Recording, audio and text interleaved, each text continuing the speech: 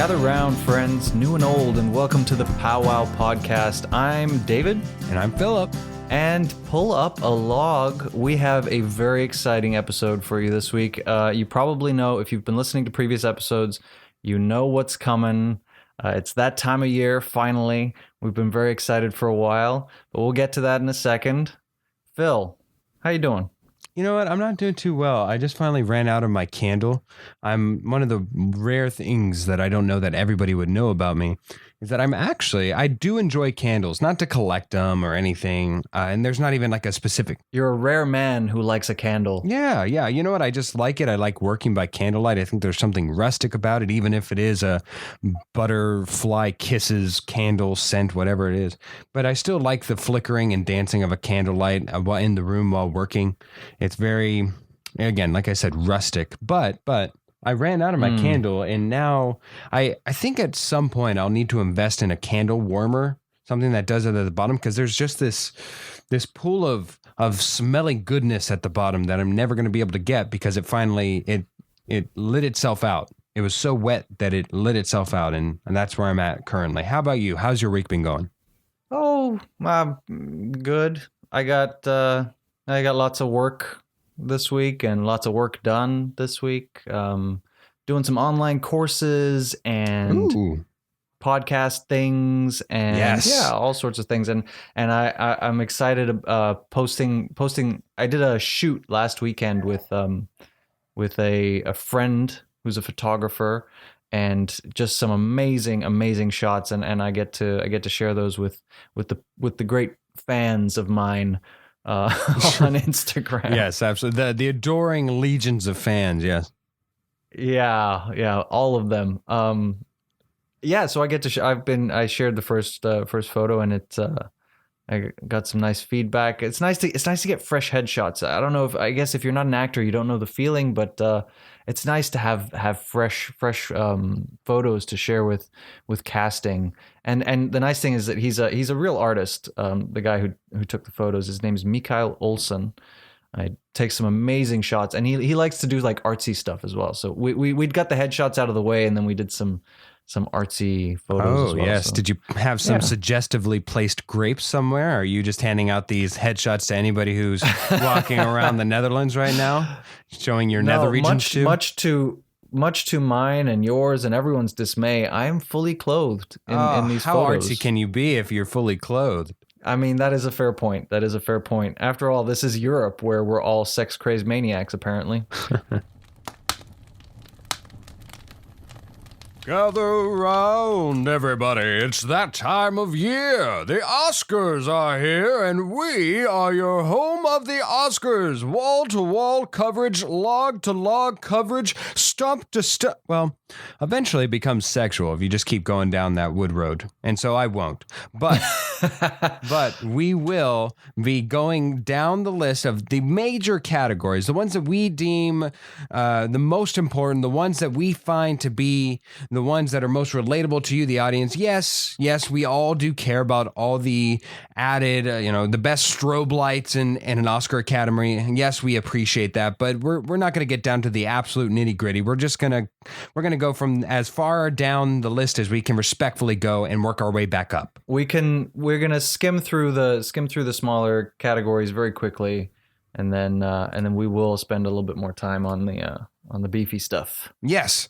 So we will start at the absolute bottom. And how we're going to do this, David, is that we are going to go all the way. I should say, if you didn't pick up on this last episode, I have watched every single nomination in every single category this year. I have not. I've seen a fair amount, though. You've seen most of it. But yeah, I've watched everything. I am your expert. Even if you don't I'm sure most of you don't care about the shorts. But if you have an Oscar pool at an Oscar party this year, and you want the inside scoop from someone who's seen the movies, you don't have to do the guesswork. I'm here to give you as good of an inside scoop as I could possibly give.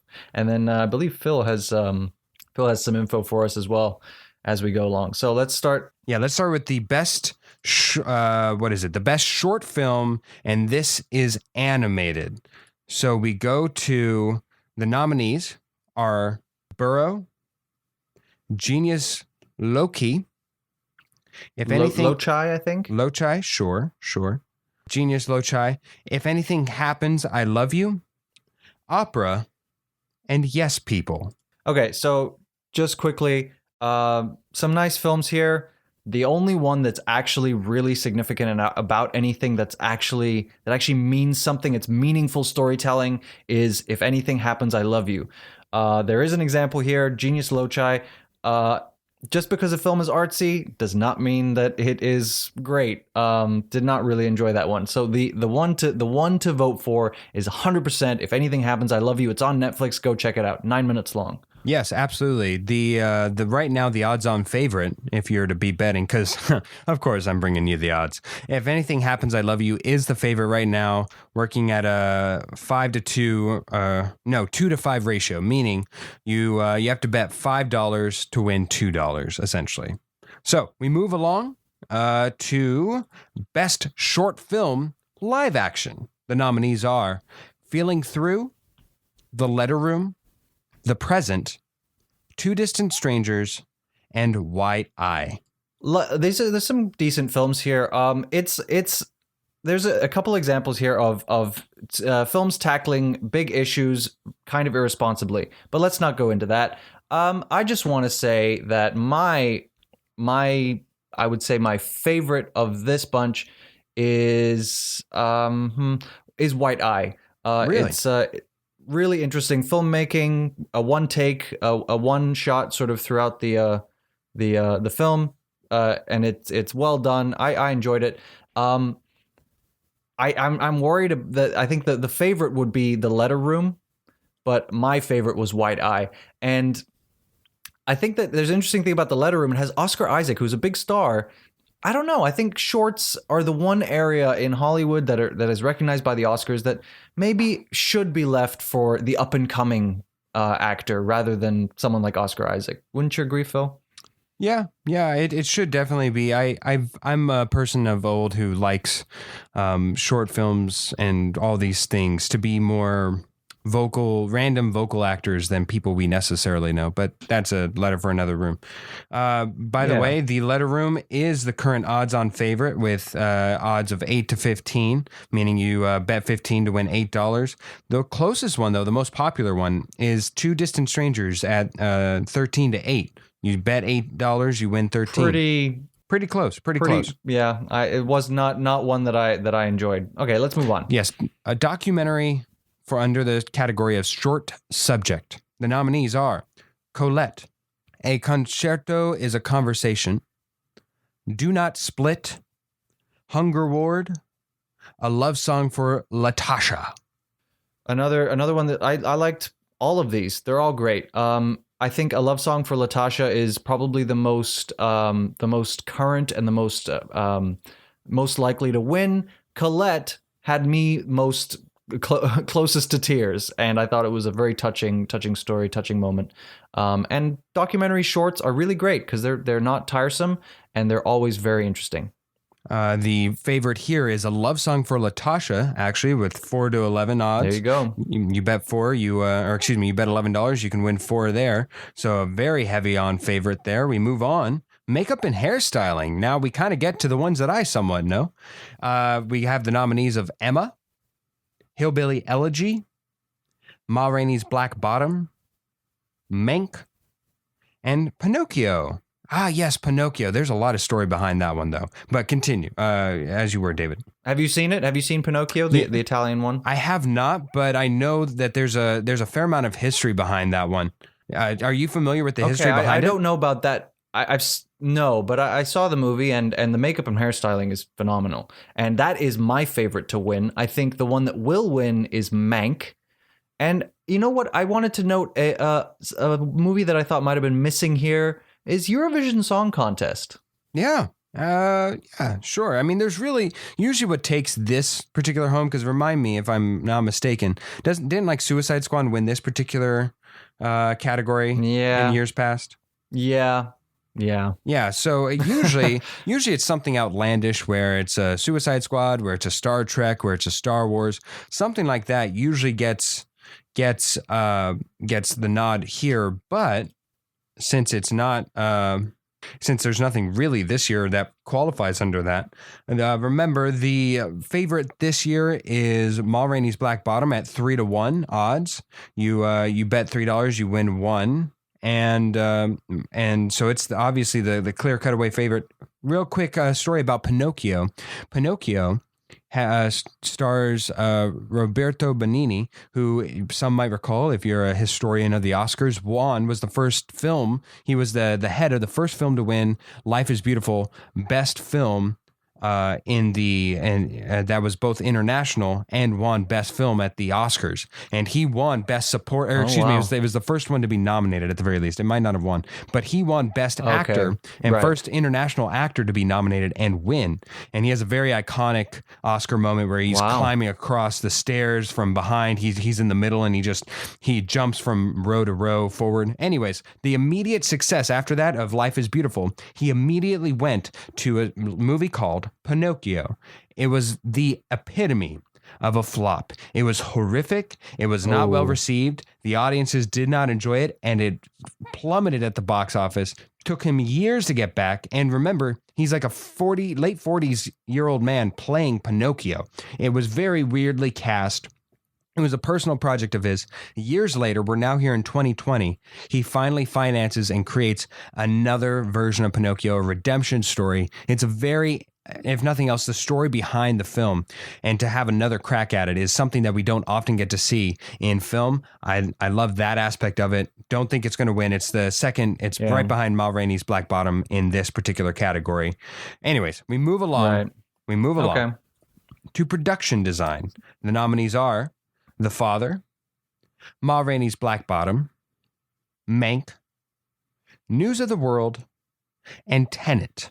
Yeah, this is an interesting category. We're sort of in the realm. These three categories that I've grouped together are sort of that tangible, physical. What's the word I'm looking for? Categories that involve sort of hands-on artistry. Yes. And so production design is in that arena.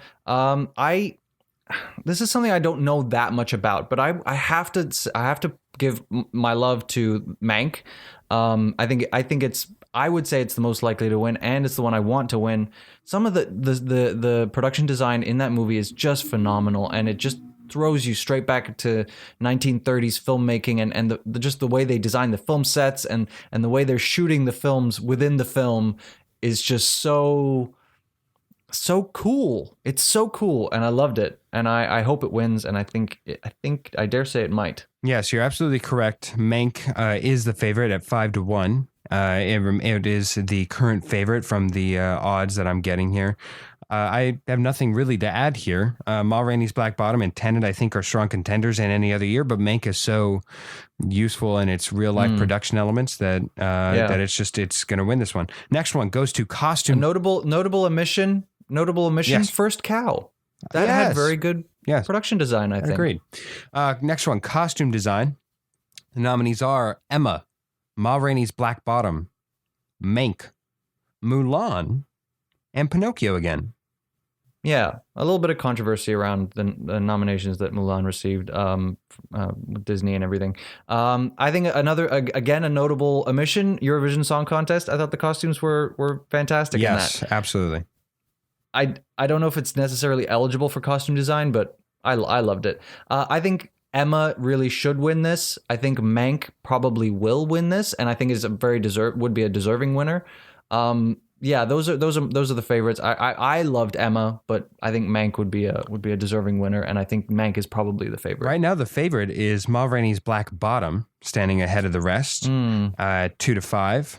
And I can see it. A lot of these films like The Father, Ma Rainey's Black Bottom, we're seeing a lot of plays, converted plays, so they don't need the luxury of grandiose exotic locations. They mostly are very grounded in one place. So since you have all that room to just really go to town in one area, one space, it really shines through. 1, 2, or 3 locations max. Yeah, I get it. So we move along to visual effects.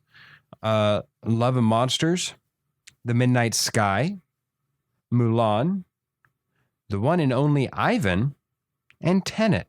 Okay, so notable omission. I only say this because I don't know that I think I'm surprised that the Academy nominated Mulan at all, but let's not get into that.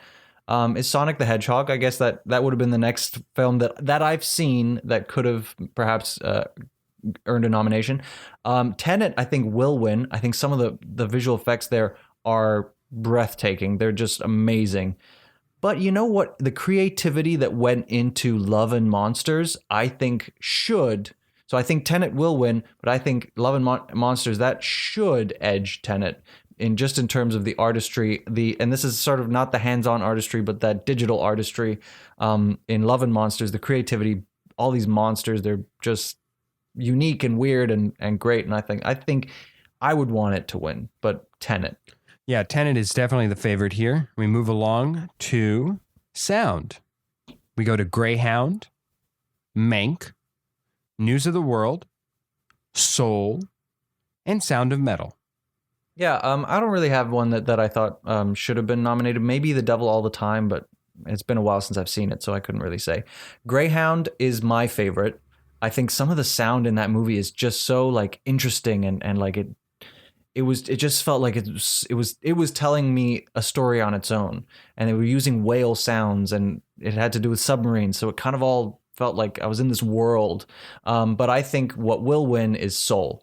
Soul was an awesome movie, and I did love it, and I think that's probably going to be the favorite. But again, I'm not an expert on sound. Phil? Yeah, Greyhound and News of the World are sharing the bottom spot. So if you have any inkling, any belief that they will win, David, you can get tremendous odds right now. Soul is number 3, behind both Sound of Metal as the favorite and Mank. Mank even goes above in sound. Interesting. Yes. I love Sound of Metal. I do love Sound of Metal. Sound of Metal, just in that category, I think it holds a strong edge because it's the rare film that highlights the technical aspects of the entire film very well. If you think about it, like for those of us who see musicals, there are certain musicals that highlight the acting, certain musicals that highlight the dancing, certain musicals that highlight the tech. Think of Ghost the musical. Yes, it has tremendous songs, but it doesn't really do anything for the story or for the acting. So in this particular case, this particular film, The Sound of Metal, highlights a lot of the technical aspects because of the integrity of the story and how necessary it is to tell that story. You need to buy that, and so therefore you need the best of the best right there. So I do agree with that being the favorite. Film editing is our next category. The nominees are The Father, Nomadland, Promising Young Woman, Sound of Metal, and The Trial of the Chicago 7. Okay, yeah, I don't have any omissions here any films that I thought should have been nominated. This is, for me, that this category is all about storytelling through editing. That's the key here. And I think that there can be no other winner. It's my favorite. I think it probably would be the favorite, is The Father. The way that the story is told, I mean, obviously the screenplay is written in a certain way, but then the way that the story is told through editing is phenomenal. I think The Father. I would agree with you. Going into this particular category, I would have said The Father. However, the odds makers are against us, with The Sound of Metal being the current favorite right now.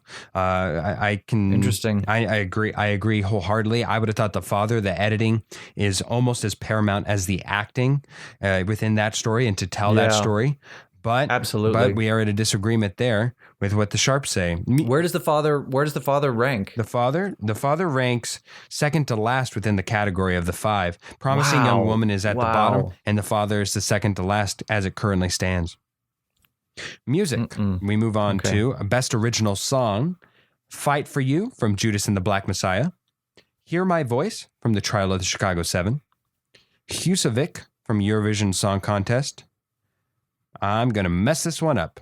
EOC, otherwise known as Scene, from The Life Ahead. Speak Now, from One Night in Miami. Yeah, this is an interesting category. I don't know really how to tackle most of these, but I do have a favorite, a strong favorite, and that is Husavik,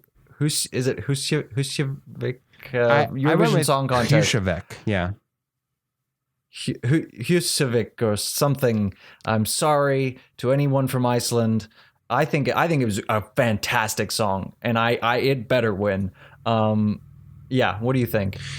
Well, I agree with you. That would be my personal favorite. I felt like not only is it integrated into the film perfectly, it's not out. It's not. I recently watched Billie Holiday versus the United States, and their nominee for the thing, which did not make it, but their nominee to me. While yes, it's a great song, it didn't integrate well into the film. Whereas Husavik Yeah. is not only integrated perfectly, it's necessary for puts forth the story. Think of like Moana, Right. where yes, it's the song that won for Moana. Yes, of course, it's a musical, so that helps. But at the same time, it does push and propel Yeah. the story forward. However, we would both be currently betting a lower end song right here. The favorite is actually "Speak Now," and that's from One Night in Miami. You know what? That's what I had written down as the favorite. Eurovision Song Contest was my favorite. So I did think that the one from One Night in Miami, Speak Now, was the favorite. Let's move on. Yes. Music Best Original Score. The nominees are Da Five Bloods, Mank, Minari, News of the World, and Soul. You know, I have a real I don't get this one because The Five Bloods, long movie, half the score wasn't even original. I There don't were get it either. definitely a lot of songs in there that were not original, that were just songs that, um anyway, I think that Soul will and should win. Soul is the current favorite right now at 12-1.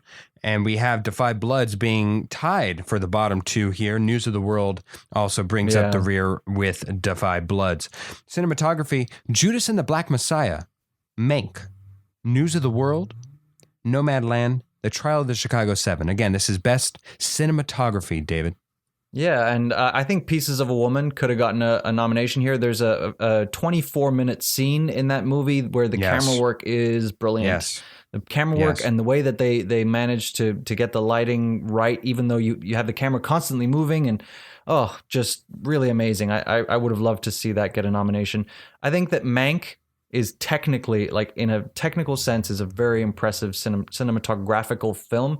I think it's probably the favorite. Nomadland was my favorite because it's just some amazing scenery, some amazing shots in that movie. You're going to be quite pleased to hear that Nomadland is indeed the favorite in this current category. The favorite, okay. The favorite. Wow. And my personal favorite would have been Mank. Again, I just found that to be impressive. I thought that the transition both fit the time. It was a good and bold choice to make it all black and white. Of course, that comes with its own struggles and difficulties to do that, to make sure that things are color graded correctly. But it was a very specific style, and they got it right. They really did well with that. Absolutely.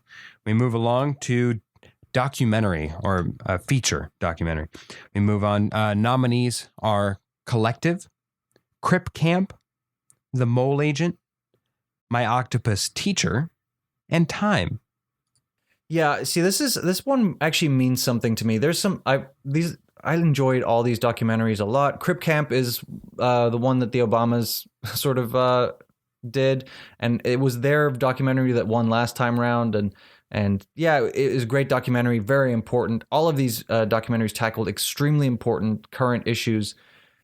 And My Octopus Teacher, I think, that was the one that stood out to me. I think the Collective will win. I think it is probably the favorite. But My Octopus Teacher for me was on another level. It took a nature documentary and made it personal. And to me, despite the prominence of the issues that the other documentaries tackled, My Octopus Teacher really it just screamed at me, this is the environment that we are at risk of losing in the coming years. And this guy has this personal relationship with this octopus that he finds in this kelp forest. And it's just incredible. The story that he tells over the course of a year is just amazing. And I think that it's unique filmmaking. And you know what? It probably should have gotten a cinematography nomination as well. But anyway, that is my favorite, My Octopus Teacher. Again, you're meeting right where the odds are. That is the current favorite right now. Really? My Octopus Teacher stands above the rest. We move on to I'm glad. Yes, animated feature film. And this is probably the one that we begin to get to where the general audience can at least know and have some idea, some semblance, and come along with us on these journeys. So here we go. Animated feature film, best animated feature film. Nominees are Onward, Over the Moon, A Shaun the Sheep movie, Farmageddon, Soul, and Wolfwalkers. That's hard to say. Wolfwalkers. Your turn. Wolfwalkers. Wolfwalkers. Wolfwalkers. It does take place in Ireland. Wolfwalkers was interesting, kind of weird, different. I liked it. It was good. Farmageddon, funny, enjoyable. Very little actual words in that, if any. Enjoyable. Over the Moon, absolute crap. It was a terrible, terrible movie. Onward was great, and Soul was phenomenal. Soul, although not really a kid's movie, I felt like Soul was more for the adults. It was very serious, but a really tremendous movie. Yeah, so wait, which was your favorite? Which one do you think is going to win? Soul, I think it should and will win. Absolutely. It remains a strong favorite to win this particular category, with Shaun the Sheep Farmageddon being the lowest of the possible contenders. Really? Yes, I thought Over the Moon was terrible. It was so bad. Maybe there were some technical aspects that were lost on you that others found I don't know. better. All right, here we go. Maybe. International feature film. The nominees are Another Round from the land of Denmark, Better Days from the land of Hong Kong, Collective from the land of Romania, The Man Who Sold His Skin from the land of Tunisia, and Quo Vadis Aida from the land of Bosnia and Herzegovina. Yeah.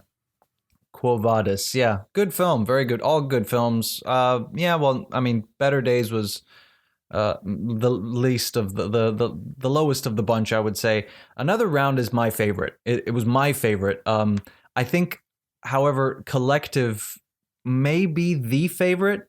I'm not sure though. This is kind of hard to judge, but I loved Another Round. It was my favorite of the bunch. Yes, Another Round is ranked highest among the others. It is, of course, the favorite right now. And any idea which one would be the worst out of curiosity? I'm going to say Better Days. No, it's close, but The Man Who Sold His Skin ranks far below the others. Interesting. Yes, far below the others. Interesting. We move along to writing, Best Adapted Screenplay. And for this one, I'm going to need 2 drinks because it's a long-winded answer. The nominees are Borat, subsequent movie film, delivery of prodigious bribe to American regime for make benefit once glorious nation of Kazakhstan. Whew. Next one, The Father, Nomadland, One Night in Miami, and The White Tiger. Yeah, I don't know. Like Borat 2 is it's mostly sort of improvised.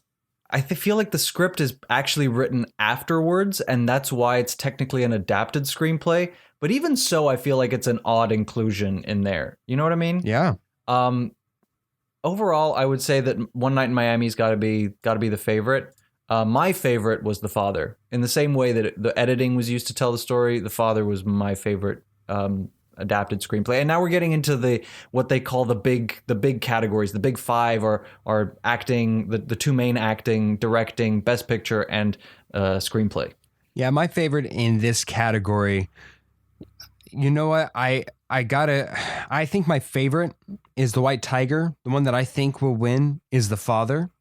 White Tiger. Okay. I thought it was tremendous. I certainly, that's my one foreign film that I thought should have been in there. Of course, it hurts me that I haven't seen all the others, so I can't tell you that it's better or worse than the others. But The White Tiger, when I watched it, it was a contender for me of the films that I have seen. It was a contender for me of the best films that I've seen all year, and that's on Netflix. Please go check it out. The favorite right now is actually Nomadland. Nomadland is the current favorite to win this. Interesting. I disagree with that as well.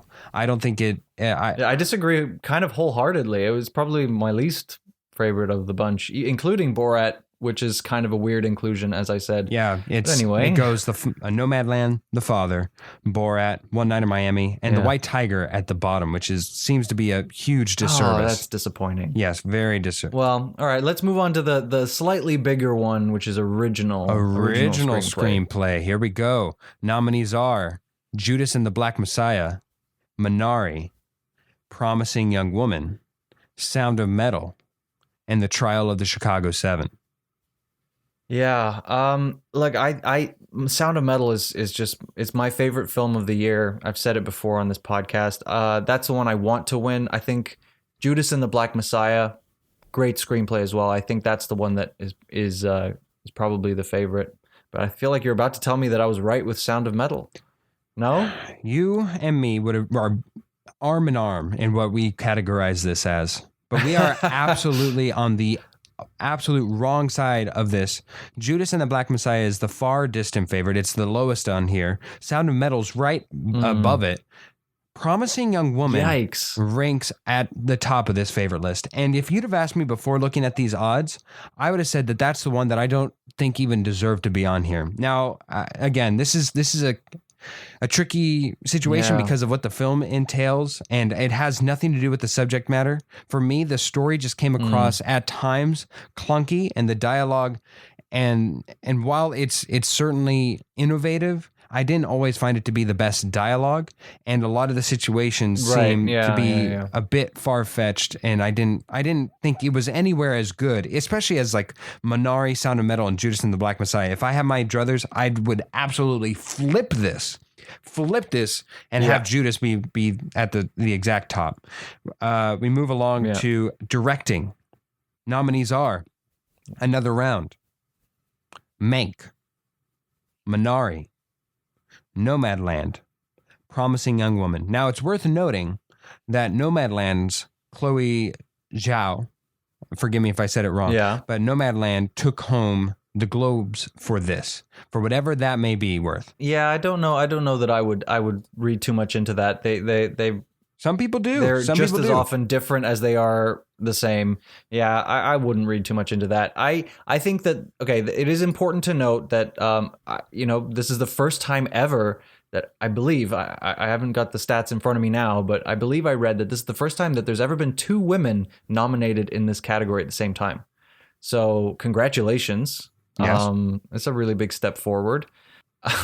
That being said, I hate to say it, but my favorite was Another Round in terms of directing. That one has to be, I think it was the best directed film of the bunch. And that's not to say that the rest weren't great, but Thomas Vinterberg, Another Round was my favorite. I think that the winner will probably be Emerald Fennell. Fennell? I'm not sure. Fennell, Promising Young Woman, I think would be the favorite, but my favorite was Thomas Vinterberg for Another Round. You know what? I haven't seen Another Round. I wanted to. It was on my list, and I'm going to see it at some point. But I thought, without seeing that one, by far my favorite was Minari.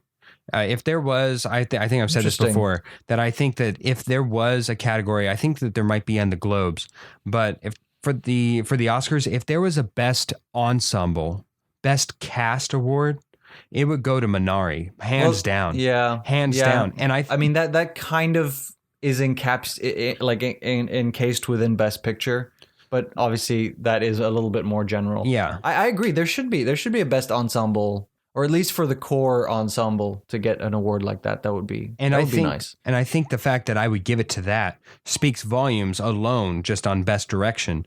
And on top of it, the authenticity and honesty that shines through not only in just every aspect within that film. I don't think it shows through in best picture necessarily, but in direction. I just find that to be my absolute favorite this year. I understand. And that's why I would go with Minari, as Minari's Lee Isaac Chung. However, Nomadland's Chloe Zhao is the favorite right now, as of this recording, to take home this award. That would have been my second guess for the favorite, but yeah. Yeah. Here we go. We're nearing the end. Best actress. This is acting. Yes, best actress in a supporting role. The nominees are Maria Bakalova, from Borat, subsequent movie film. I'm not saying it all again. Glenn Close, Hillbilly Elegy, for her 2017th, 100th, millionth nomination. That she'll probably lose. Olivia Colman from The Father. Amanda Seyfried for Mank. And Yoo Jung-yoon for Minari.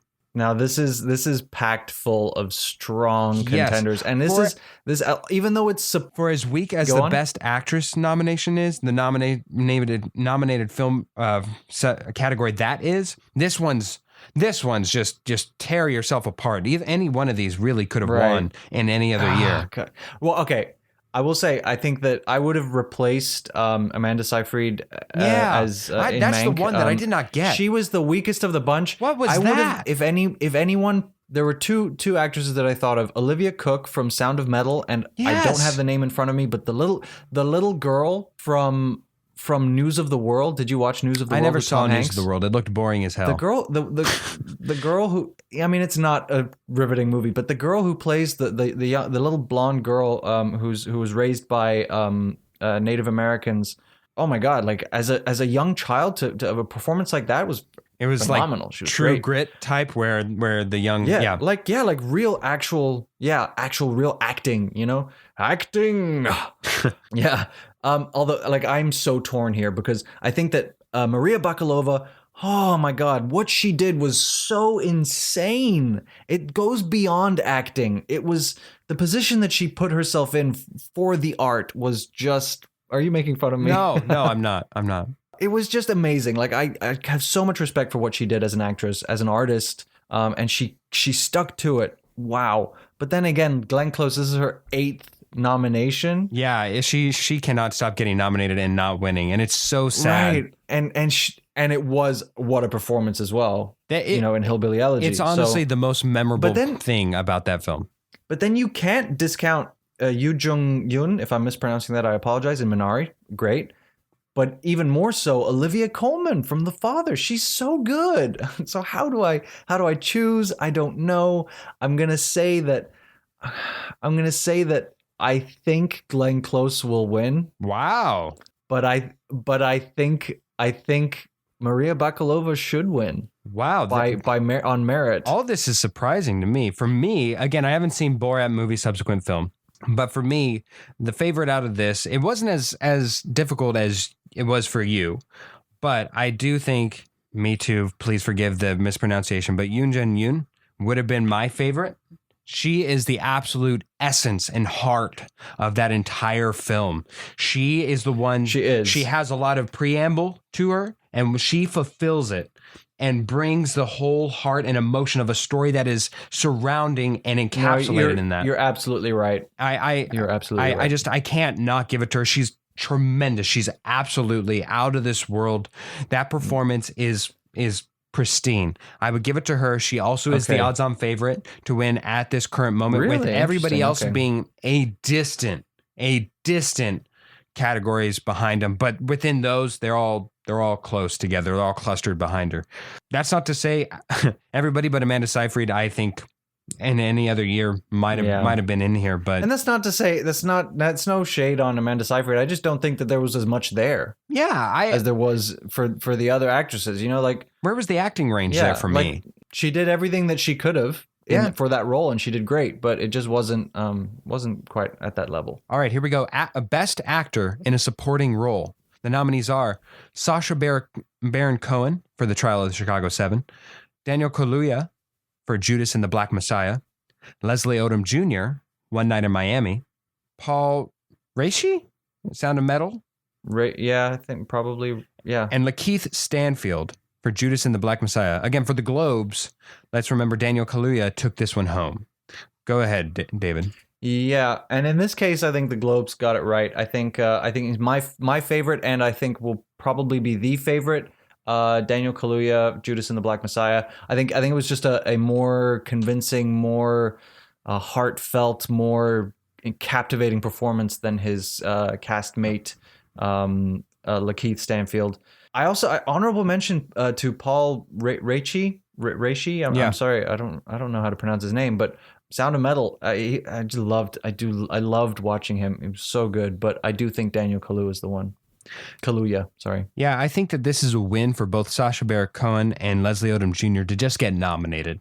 And this is a particular year where they did have standout performances. I will give it to them. Both of them had tremendously good. I thought that there were a lot more from One Night in Miami. If I'm being frank, I kind of thought it was surprising that Leslie Odom got the nod over, forgive me, the actor who performed as Malcolm X. I thought that he did a tremendous job as well. But that's not to say that I didn't think Leslie Odom did not deserve it as well. I think it's absolute, how do I put this in a PG-13 version? Horse doo-doo that Lakeith Stanfield is in this category. If you watch that film, and you take the whole cipher and you cipher out how he should be. He should be in Best Actor, not in Best Supporting Actor. Yes, it doesn't really make any sense to have two supporting actors and no leading actor. That being said, I wouldn't have him nominated in Best Actor. I don't think it was that impressive compared to some of the other nominations that are in that category. In that category, no, but I still think it's weird that he's in this category. It feels cheating. It feels like it cheats. It's weird that he's considered here. Yeah. So Agreed. That's not to take anything away, though, from his performance. I thought, especially for him, for Lakeith Stanfield, that's the best thing I've seen him do ever in his career. I've seen him in certain films and I've seen that he's gotten a lot of work. Okay. I didn't necessarily understand the hype before that film. This film brought that all home to me. So bravo to him. But this is Daniel Kaluuya's to win, both in the odds-on favorite and in my heart. That was a performance that was both energizing, innovative, motivational, and authentic. There's nothing to be taken away from Daniel Kaluuya's performance this year. Absolutely beautiful. Helps put the pronunciation on a beautiful film as well. We go on to Best Actor in a Leading Role. The nominees are Riz Ahmed, Chadwick Boseman, Anthony Hopkins, Gary Oldman, and Stephen Yeun. Yikes. This is another tough one for me. And I believe Chadwick won in this category for the Globes. Yeah. Okay. I'll hand the baton off to you here, David. This is tough. Yeah. Do I want to? It is tough. I think Chadwick Boseman was, when I watched Ma Rainey's Black Bottom, I was like, yep, there's at least the nomination, and it does add a different dynamic to trying to predict this. The fact that he did pass away. This would be a posthumous award last year. Absolutely. Right. It would be a posthumous award. Has he won an Oscar? Do you know? I'm not sure. No, he has not. This would be his first nomination from my knowledge. Yeah. I wouldn't be that upset if it went to him, but I don't think he was the best performance in a leading role, as an actor in the leading role. I thought that Anthony Hopkins, hard to compete with Anthony Hopkins. Like he is amazing, and his performances in The Father was quite incredible. Gary Oldman was great as Mank in Mank. He was really great. In fact, he's a contender, but I just don't think he holds a candle to Riz Ahmed. Wow. The most nuanced performance of the year for me. Really true acting. Like it's not overly flashy, but it's just so authentic. I just got lost in his performance and I loved it. So I think that Chadwick Boseman will win, but I think that Riz Ahmed should win. For me, this is a 3-horse race. Gary Oldman, it was a great performance, but it's really nothing I've never seen before. I didn't think that he went outside of his comfort zone. Worthy of a nomination, just not worthy of consideration for the actual award. Stephen Yeun, yeah. I didn't feel like the performance was great, but I don't think the movie highlighted him enough from the ensemble, or he didn't stand out enough to really merit the award coming to him. Merited a nomination, did not merit the award. That's just how I feel. That's not to take away from anything. Now we get down to our final 3 here. Riz Ahmed, I agree with you. I think that this is a tremendous step up. This legitimizes his career from a horrible decision to star in Venom. I don't know if that gave him the platform to qualify himself for this film. Gave a tremendous performance. The entire movie is built around his performance. I can't take that away from him. We just happen to have 2 jaw-dropping performances above him. Yeah. And I think if God help us, if Chadwick Boseman were still alive with us today, this would not have the exclamation mark with Chadwick Boseman because of knowing and having that knowledge that this would be his last opportunity. And I would, in any other year, in a normal year, I would give this to Anthony Hopkins. The versatility of the performance that he gave from forward to end. Again, another film that's offers him as the namesake of the film. It's catered completely around him, but having to do an acting performance that has the range where you are one character and you have to outline and showcase two sides, both the way that everybody else perceives you and the way that you perceive the reality within yourself, while still maintaining the honesty and integrity of one central character. And and for me, honestly, I know that this does not maybe account for anything else that anybody else would have, but to say the line as how old is he? 84-year-old man, whatever he is. Yeah, something like that. To have the line and to have it be completely heartbreaking and viable of a connection of, I want my mommy, crying like a broken down child. Have that be viable, completely shine through, and not be a moment where you freaking laugh. That alone, that performance and that moment within and of itself, and that moment really encapsulated the entire acting performance and the entire film for me, and just truly shone through the breakthrough and heartbreak. Yeah. And I think if you had that any outside indicator of dementia in your family, that you've had that person to person interaction with that, it's shown through so freaking much. I'm almost about to freaking cry over just how great that performance was. It would be Anthony Hopkins for me. All that being said, I think Chadwick's going to win.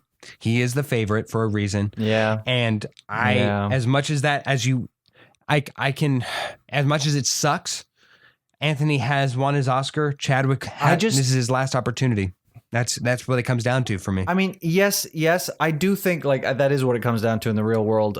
But I wish that it could be true to, like, as unfortunate as it is that, that Chadwick will never have another chance. Like it no one should miss out, because of that asterisk that's by his name, I really do think that. Can you agree though that they're top two? What? Which ones? Chadwick and Anthony? No, Riz is my favorite. Wow. It's kind of tied with Anthony Hopkins. Okay. But I thought Riz Ahmed's performance was a little higher for me than Chadwick Boseman's. Yeah, like I thought that there was a little bit more nuance there than Chadwick Boseman, which was emotional and raw and everything. But we've seen that before. There wasn't as much that really took me on a journey that I was unfamiliar to me. Which was the case in both The Father and Sound of Metal. So those two would be my favorites, but I agree with you that I think Chadwick will win. Yes. All right. We move on to Best Actress in a Leading Role. The nominees are Viola Davis, Ma Rainey's Black Bottom; Andra Day, The United States versus Billie Holiday; Vanessa Kirby, Pieces of a Woman; Frances McDormand, Nomadland; and Carey Mulligan for Promising Young Woman. I think the outlier here is kind of Frances McDormand in Nomadland. Like, she's won her Oscar and she was amazing in I think it was for 3 Billboards Outside Ebbing, Missouri. Great movie, great performance. And this one, I don't know that she really is on the same level with everyone else in this category. I thought that the notable omission was Amy Adams from Hillbilly Elegy. Oh yeah. But that being said, my favorite, or I think the one that will win, the favorite, will probably be Viola Davis from Ma Rainey's Black Bottom. My favorite, I'm gonna have to like honorable mentions to everyone else, basically. Andra Day in the United States versus Billie Holiday, and Carey Mulligan also in Promising Young Woman. Pretty good, yeah. Vanessa Kirby was my favorite. Pieces of a Woman. I completely agree with you. 24-minute scene of her giving birth should win her the Oscar. But it's not just that, because the rest of the movie, she's phenomenal. She's so good. I agree with you. She's so good. It's such a good performance. But even just that 24-minute scene of her in labor, giving birth, and then, oh my God, spoiler alert, mute your thing for 10 seconds. To lose her baby, and that, like, it's just so, like, she was great. She should win. She should win, but I think Viola Davis will win. I'm with you, and I thought I was going to be the outlier here. I thought I was going to have to defend myself, so you're not going to get any argument from me. Vanessa Kirby, for me, I've never had this thought process when examining a performance, but if you have a chance, go back and watch like that scene. I'm sure, I mean, just it's fun, if nothing else. But she has one of the most expressive necks I've ever seen. Yes. And I've never had that note God. In my life. You know what I also want to say? Like, people will come and tell me like, oh, theater actors do 24 or even like 90-minute scenes. You know, like theater actors do that all the time. And like, I know, like I've done lots of theater. Like, yes, absolutely. And it's hard and it's a lot to do. And it's tough being on stage for that long. But there's a very different thing about doing 24 minutes in a room with a camera where that camera is constantly moving. You're moving with the camera, and like it is just a whole different dynamic. Very, very difficult to do. I've never even tried it, but I know based on what I have done on camera, it's not easy. So she really does deserve the win, I think, for that, but I don't think she'll get it. Who is the favorite? This is going to both upset you and hurt you. Vanessa Kirby is all the way at the bottom of this, as far as favorites go. That is so wrong. And you know who's the favorite? Carey Mulligan. Carey Mulligan is set to win this award. And I disagree with. I disagree that, as well. I would say I disagree as well. Yeah. Moving on to Best Picture, the climax of this episode and this podcast. We have reached the end, the mountaintop, my friend. Best Picture. The nominees are The Father, Judas and the Black Messiah, Mank, Minari, Golden Globe winner for this same category, Nomadland, Promising Young Woman, Sound of Metal, and The Trial of the Chicago 7. David, the floor is yours. Wow. Judas and the Black Messiah, I think, is probably the most current in terms of subject matter, along with Promising Young Woman. I worry, I mean, that is a relevant detail in this category. I worry that in other categories, the subject matter is maybe pushing certain movies up where it shouldn't. For example, in acting. Look, I've said it a million times, Sound of Metal is my favorite film from last year. I would love for it to win. An indie film, it's just so heart-wrenching and true and honest and God, it's amazing. But Judas and the Black Messiah, probably the most current, maybe Promising Young Woman. Judas and the Black Messiah is the better film of the two. So I think that will be the favorite. A notable omission, perhaps Hillbilly Elegy. I like that movie. I would have expected it to get a nomination, perhaps above Mank, which Mank, I think, deserves most, if not all, of its nominations, except for this one. I don't know if it really belongs in Best Picture for this year. Best Directing, yes. Best Picture, maybe not. I completely agree with you. Hillbilly Elegy, I would have liked to see in that category. But yeah, I think Judas and the Black Messiah is probably the favorite to win, I would guess, and Sound of Metal is the one I want to win. Despite, like, there's such a great bunch of films here. Watch them all, please. You'll enjoy each one of them. You'll enjoy in a weird way, except maybe Mank. Yeah, I don't know. That movie's not for everybody. Yeah, I enjoyed it, but yeah, you enjoyed it. I didn't, but again, I have yet to see Citizen Kane still to this day. So for me, Mank is the odd one out. I would have included The White Tiger for this particular film. And I, if I'm being honest, I think Minari, as good as it is, I don't know that it necessarily deserves. An alien spaceship has just descended on Phil's house. An alien spaceship is otherwise known as my freaking neighbor. Anyways, sorry about that. Where was I? Minari, I think, as overall good as it is, with one sterling, shining above all performance from the grandmother in that film, as great as all that is, I don't necessarily know if it deserves to be in the Best Picture category, because I don't know. Maybe not. I think it's certainly at the bottom for me. But Trial of Chicago 7. I think the most impressive aspect of that film is really making the subject matter not boring. Think of Lincoln in years past, where I, for myself, had not seen that film when it came out to theaters. I didn't see it when it came out to DVD. I had to wait for it to stream before I even gave it a shot to watch because it looked so boring from the trailers. And they tried to do their best, and I'm sure a lot of other people thought the exact same thing. And the subject matter on its face is somewhat boring, both for the Trial of Chicago 7. It involves important subject matter. I'm not going to deny that. But it's still boring whenever you're talking about litigation, court cases on its face, unless that appeals to you, which I think is a subset of society, especially if you're watching films and entertainment. It's not that entertaining. But to make the Trial of Chicago 7 an entertaining aspect, I think that that's the most impressive element of it. Outside of that, it's not exciting. It's not exhilarating. Let's see. Nomadland. It was nice. It was unique. Yeah, it was unique. It was nice. It was an enjoyable film, but it wasn't a there was no wow to it. And I feel like you have to have some wow. I mean, look at Parasite from last year. That was all wow. Yeah, from beginning to end. You know? And Nomadland right now, it is the current favorite, and I could not disagree more because I think that I have 3 films. Yeah, I have eye roll to the max. I have 3 films above it. I think Sound of Metal and The Father and Judas and the Black Messiah are all interchangeable for me as far as innovation and better film. Sound of Metal, The Father, Judas and the Black Messiah, and The Trial of Chicago 7. That's 4 films I would put above it. Yeah.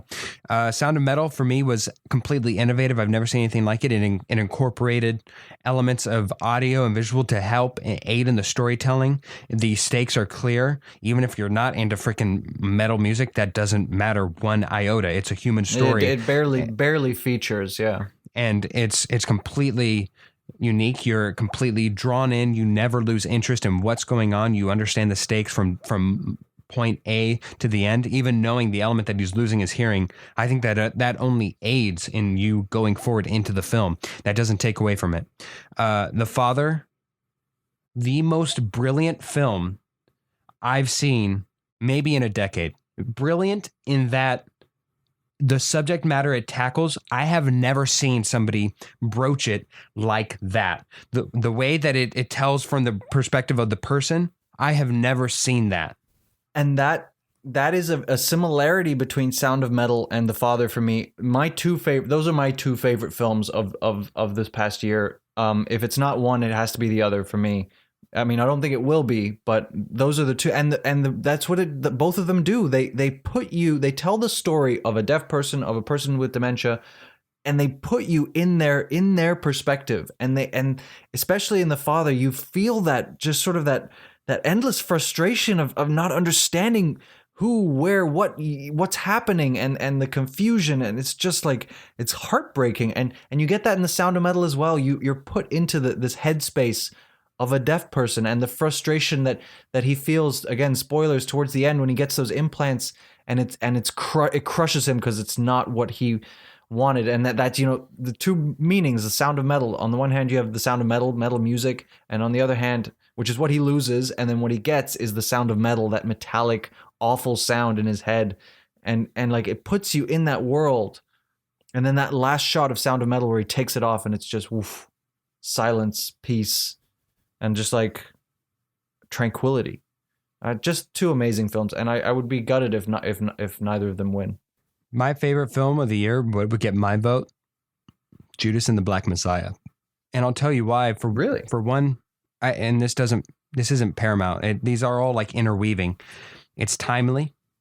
It certainly speaks to a message that's necessary right now, and it's very timely. The fact that it was both being in production and came about so quickly and so poignantly speaks to me. It has tremendously strong performances validated by the Academy itself, just in the nominations. It's entertainment personified. There's not a moment in that film that you lose interest. The story is inspiring. The characters and dialogue are written tremendously. It causes you to feel emotions throughout the entire film. I think it speaks to a general audience more so than what more so than what the other two speak to, Sound of Metal and Father. The Father more so. I think that hits more home for you if you have an aspect of dementia in your life, somebody that's hit it or whatever. I think that it's as great as it is, it's more funneled, if I may. The Sound of Metal, I think that we can all empathize with that. Doesn't necessarily mean that we fully have an awareness of it. Judas and the Black Messiah, I don't see how that doesn't affect you in some way, shape, and form. It's entertainment. It feels like a blockbuster. So I think, again, it moves across all broad spectrums. I think from point A to point B, it holds a lot of rewatchability. And again, even the end feeling that it leaves you with both feels like it completes a story and still leaves you emotional and really generates a lot for you. I think all the production elements are there. Yeah. And Judas and the Black Messiah, albeit slightly better than The Father at number 2, and slightly above even then The Sound of Metal, I think is my winner. And I would be incredibly frustrated, frustrated if fucking Nomadland wins. Fuck that. Yeah, I will be too. That I don't think it will. I honestly think that the odds are a little bit misled there. I really do think it would. I don't know, surprise me greatly if Nomadland won. Man, I'm telling you, look at the odds right now. I think that Sound of Metal, The Father, and Judas and the Black Messiahs are in the 40s. Like if you put a buck, you win $40, $80, or $125. As opposed to Nomadland, you have to bet $7 to win one. I need to bet. Wow. Yes. Look, I think there's you're gonna bond with different people are gonna connect with different one of these films. There's no clear cut like this is the one that everyone wants to win. Like last year, most people wanted Parasite to win. Yeah, you know what I mean. Most people agreed. This year, it was I a feel consensus. like it just depends on it depends on the perspective. I do think that women are maybe will connect with Promising Young Woman. Quite a lot. There's a lot there that's also very current, and just overall, there's a lot of interesting contenders here. I really, it's hard to say, but I'm very excited.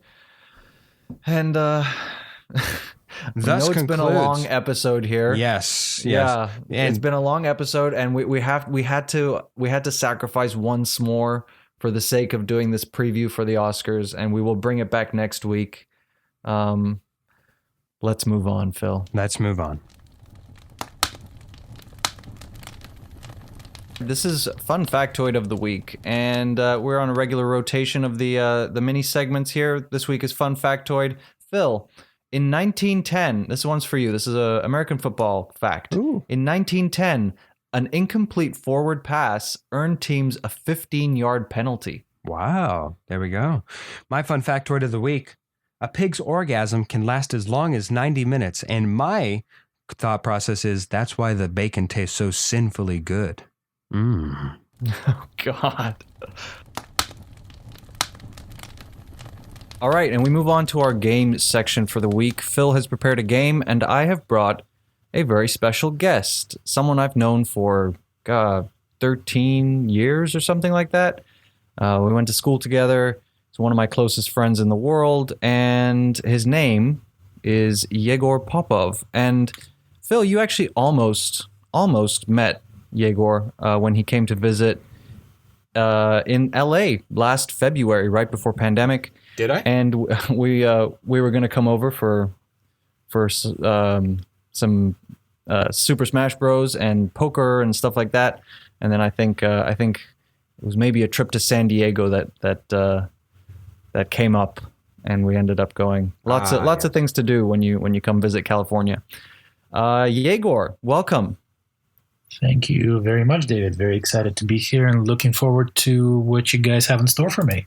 Yes, Yegor, thank you so much for coming on the show. And as the loyal listeners will know, this is his guest, David's guest. You are his guest, and this means that I Yegor, I apologize. You got me all flustered, and I'm just all tongue-tied. But since you are David's guest, this means that I have to come up with a game. So I hope that you come as advertised. David has told me many great things about your game prowess and your skill and your competitive edge. I hope it's all true and that you kick David's ass and that I end up victorious somehow. Even if it's just in a squeak against you, I hope that I win. So I came up with a game, and it's similar to a game called Knockout, where me and David will both have to come up with genres or specific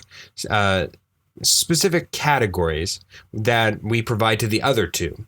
And the person that comes up with the genre or category is the judge, the final judge. If ever there's a discrepancy, the person who came up with the category is the final judge and jury and executioner of that ruling.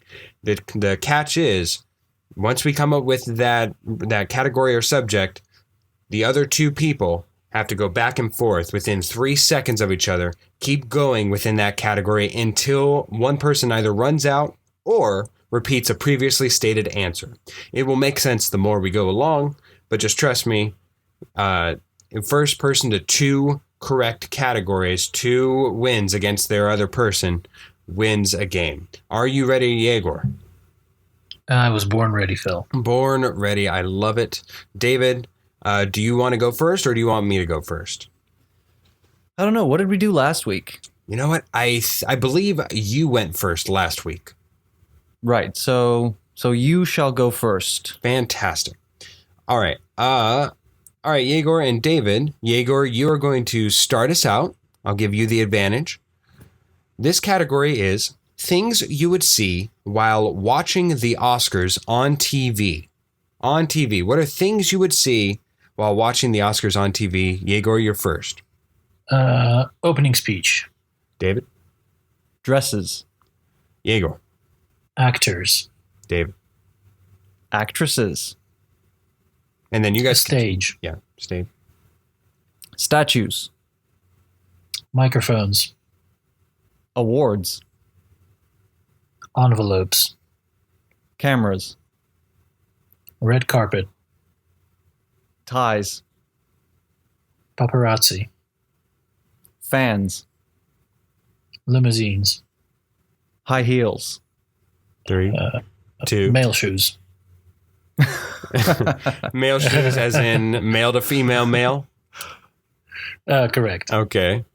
It's a bit of an edge, but I'll give it to you. Go ahead, David. Flashes. Flashes? More specific. Yeah. Like camera flashes. Okay. Yegor? Camera lenses. God. Isn't that a subset of camera? That's the last Drinks. camera thing I'll accept. Drinks. 3, Food. 3, 2, 1. David's out. Yegor, you score our first point here. Way to go, buddy. Woo. Even with a couple of flashers, was that right? I don't remember. Anyways, next one. Things you could eat at a standard breakfast. David, we're going to start with you. Things you could eat at a standard breakfast and go. Scrambled eggs. Pancakes. Waffles. Yogurt. Bacon. Cereal. Sausages. Toast. Hash browns. Beans. Butter. Tomatoes. Syrup. Coffee. Black pudding. 3, 2, 1. And Porridge. Ooh, Yeah. Yegor, I'm gonna. I in the count, I got you behind, so I'm gonna give that to David. All right. But it's all right. All right, You fair. now are tied. That's not going to be the deciding factor. Here we go. Last one. Oof. And again, all these are things that I associate with David since I didn't know Yegor. We never had the pleasure to meet. So this one might favor David. But if you're a friend of David, you'll at least have some familiarity with this subject. Things you could recycle. Yegor, we start with you. Water bottles. Plastic tins. 3. Aluminium cans. Okay. 3, 2, Beer 1. bottles. Paper. Cardboard. Clothes. Styrofoam. Car tires. 3, 2. Scrap metal. 3, 2, 1. Plastic containers. I did say plastic tins. Yeah, that's true. That is true. Igor, Yegor, I'm so sorry, man. I will have to take the loss. Yes, on that was a double violation. So we are going to go with David is the victor in this particular category. But don't worry, Igor. You've got now a warm-up round, and now you face me. I hope that you're all used up. I hope that your mind is all cluttered with recycling items, and that when David brings out what he has for the categories, I have that just much more of an advantage. Go ahead, David. Give us the categories. Okay, so your first category is one to bring out the lumberjack in both of you. I'm wearing a flannel right now. This one is types of wood. And we'll start with who started for me? I believe it's still Yegor. It was Yegor. So we're gonna let Yegor start again. All right. And we're talking like types, species of wood, or like just types of wood. Not so like types not of overcomplicated. tree. Sure. Yeah, we'll figure it out as we go. Most answers in that arena will be acceptable. Sure. Let's start with oak, Pine, fir, 3, red, sequoia, 3, 2, 1. I'm out. Ooh.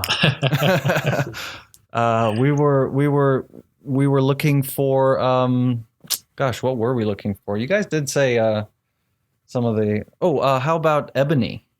I was thinking about going meta and just saying fire. But that would be it. I was thinking of going sexual, All right, but so- I thought I wouldn't. Yeah. Like morning. That would have been a good one. Would I have allowed it? I don't know. Best we don't find out. Yes. Your second category is big cats. Okay. And this time we'll start with you, Phil. Let's go with lion, Tiger, cheetah, leopard, puma, jaguar, saber-tooth, lynx, bobcat, cougar. Persian? That's a domestic cat breed. But it's the But if David accepts it. Yeah, David. It's one of the bigger cats of the domestic. Phil, I'll give you three seconds to come up with another one. 3, 2, 1, Yeah. and that's it. Wow. That is it. Wow. What was did we have one more, Yegor? Did you have another one in the bag? I mean, if you're talking domestic, Neither of you I said think mountain lion. Maine Coon. Mountain lion. Yeah. Oh, That's what a cougar Mountain is. lion or snow leopard snow leopard. or there's quite a few. Quite a few. A cougar is a mountain lion. Is it Sorry, the same thing? I did not know that. I believe it is. And I think a puma is pretty closely related as well. Well, it's a good thing Yegor. Well, a puma, I think. Yeah. Yeah, it's a good thing Yegor wasn't the judge. He would have been far more knowledgeable than either one of us saps here. Speaking of wood. Yes, I'm a bit of a pedant in that regard. No, that's tremendous. I mean, if anything, that kind of would have bogged you down, whereas me and David would have just been the dummies here, just continuing on. Well, Yegor, you lost to David, but you made up for it in the European connection, where you beat me soundly 2-0. Thank you so much for joining the show. Is there anything you would wish to plug? Anything we can help advertise for you? Ooh, David warned me this might happen. I was thinking, and unfortunately I didn't come up with anything. So I will. What is? Tell us a little bit about yourself. Yeah. Well, what would you like to know? There isn't too much to tell. What do you do for a living? What do I do for a living? I work for a digital technology company whose primary line of business is rather boring when you say it out loud, and especially in a podcast. It is the connection of people who own private parking locations with people who want to park somewhere close to where they want to go. So if there's a private location close to a concert hall or a cafe or restaurant that somebody's been wanting to try out, we allow those people to park in places where they otherwise would have been unable to. We optimize transportation in the city, get the cars off the streets, make it all nice and habitable and pleasant for everybody who's living in the city, and help promote all of the good things like sustainability. I reckon LA could really benefit from the work that you guys do over there. Yeah, don't you think? It's funny after. No, I didn't say anything, but David said, "Don't you think so?" And I absolutely think that what you do, especially having lived in LA, I don't know, this particular podcast goes to a lot of different venues, but if you've ever lived in LA or New York, here in the States, it's impossible to find parking. absolutely impossible. So what you're doing, while maybe not the most exhilarating, like you're not James Bond by night, it's still as far as you know. As far as we know, we did ask him what his day job is, not what he does at night. You haven't told us. You haven't told us what country you were born in yet. You were about to. Oh yes, I was about to. But should I make Phil guess where I'm from, or does he already know? No, I don't know. I'd imagine. Well, if you guys met in Europe, were you born in South Africa? No, not quite. No. A little further north. A little further north. What about? I don't detect any of that. What about like Belgium? Ooh, well, we are in the Netherlands right now, David and I. Belgium's pretty close, but no, still not quite. A little further east. Oh, you're really stretching my European knowledge here. What about? God, I'm about to embarrass myself. Scandinavia. That's nowhere near it, huh? You're getting pretty close. It's a big place. It's a big place. I'm all out of guesses, as the game would dictate. Where are you from? Come on. I'll give you one more. Think of a very, very big place. Very, very big place. From Russia? Yes, I am. Oh, wow. With love. With lots of love. Indeed. Always. Yeah. All right. The right. clue was in the name, man. Yeah, no, it is. Yegor, I should have thought more about that, but, we try not to stereotype here, David. You're not... That's true. That's very true. Although, Yegor, true or false, you have on occasion introduced yourself as George to avoid having people mispronounce your name. I would say that is true. Probably that is what I introduced myself as the first time I actually started going to the American school here in the Netherlands where we met, David. Yeah. Us Americans aren't too hip on the foreign pronunciations of different words. We are very strong and headfast on. No, I know what it is. It's whatever horrific pronunciation we would go with and still stick with it even 7 times later. That's why when we did our pre-production meeting, I had to ask you like 3 different times. All right, please correct me if I'm wrong. How do I pronounce it? I freaking, on this podcast, we have a graphic designer who does all of our work. I absolutely adore her work. I adore her as a person. And I still am so scared to pronounce her name wrong. And I do it wrong each and every episode, it feels like. So, Yegor, you're in perfect hands here on this podcast. At least we appreciate and try to make an effort to say your name right. But thank you so much for coming on the show today, Yegor. No, it's my pleasure. Thank you for having me. All right, and we move along within the podcast.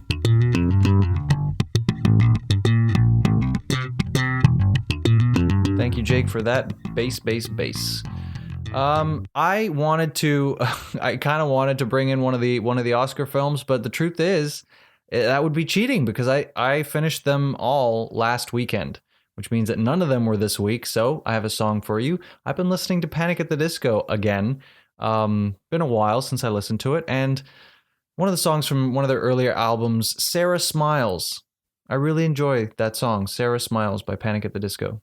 Awesome. For me, what slaps this week, I got a rare opportunity to actually just watch a movie for enjoyment. And I was able to catch up on Wonder Woman 1984. Maybe it was because I came in with so much critical critique, knowing that a lot of people did not like it, or maybe it just didn't reach the level of the first film. But I actually rather enjoyed it. There was a few elements that I did not agree with, that I didn't like, but they were few and far between, and near the end, there were like 2 specific elements. Outside of that, it was a very fun time, very enjoyable time. So Wonder Woman 1984, that slaps. Ooh, what an episode. We know that was definitely on the long side, it's looking like. But we appreciate you sticking with us, and we hope you enjoyed our jam-packed preview for the Oscars. Thank you so much to Jake Corlang and to Cass and Crossland for our wonderful music on this show. Thank you to Tara Amstutz for her graphic designs that we use everywhere and anywhere that we possibly can. You rock, Tara. And the Oscars are this coming Sunday, and so you should definitely check those out and see if Phil and I got it right. And we definitely have a couple films that we're rooting for that are not necessarily the favorites, but we'll just have to see. I'm very excited. I know Phil is too. And thank you so much for listening, and have a great day. Why won't anybody think of the children? Look out for bears!